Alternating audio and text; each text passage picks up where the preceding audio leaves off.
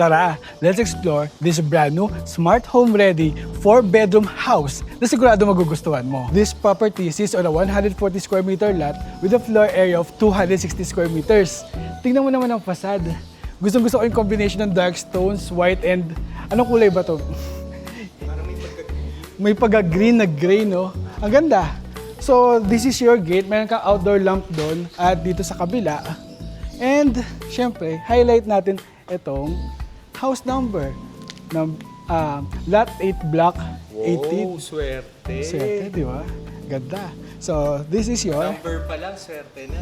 Number pa lang. Hindi ka pa nakatira, swerte na agad. So, this is your pedestrian gate. Tara. So, this is your 2-vehicle carport. Ang luwag.